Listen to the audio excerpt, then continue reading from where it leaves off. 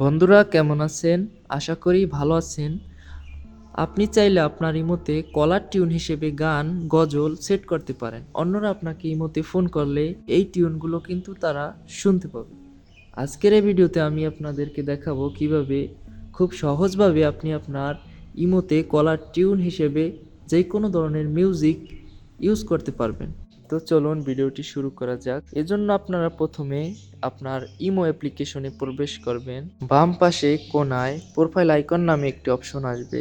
Profile আইকনে একটি click করে দিবেন। প্রোফাইল আইকনে ক্লিক করার পর আপনাদের সামনে এরকমের একটি ইন্টারফেস শো করবে এবং এখানে আপনারা সেটিংস নামে একটি অপশন পেয়ে যাবেন। এই সেটিংস অপশনে একটি ক্লিক করে দিবেন। সেটিংস অপশনে ক্লিক করে দেওয়ার পর এখানে উপরের দিকে একটি অপশন পেয়ে যাবেন নোটিফিকেশন নামে। এই নোটিফিকেশন অপশনে একটি ক্লিক করে দিবেন। নোটিফিকেশন অপশনে ক্লিক করার পর এরকমের একটি ইন্টারফেস শো করবে এবং এখানে কলস নামে একটি অপশন পেয়ে যাবেন। আপনারা এই কলস অপশনে একটি ক্লিক করে দেবেন।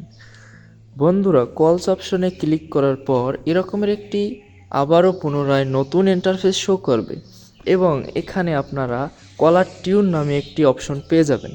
এই কলার টিউন অপশনে একটি ক্লিক করতে হবে। কলার টিউন অপশনে ক্লিক করার পর এখানে আপনি বিভিন্ন কোয়ালিটির বাংলা, হিন্দি এবং আরবিক গজল গান এই ধরনের অনেক টিউন আপনারা পেয়ে যাবেন। এই ধরনের হাজার হাজার টিউন আপনারা এখানে পেয়ে যাবেন। আপনি যদি এখান থেকে একটি টিউন সেট করেন তাহলে এই টিউনের উপরে একটি ক্লিক করে দিতে হবে। তারপর টিক মার্কে একটি ক্লিক করে দিতে হবে। তাহলে কিন্তু আপনার কলার টিউনটি সেট হয়ে গেছে। এখন যদি আপনাকে কেউ ইমোতে কল করে তাহলে কিন্তু এই টিউনগুলো তারা শুনতে পাবে। আজকের ভিডিওটি এই পর্যন্তই। সবাই ভালো থাকবেন।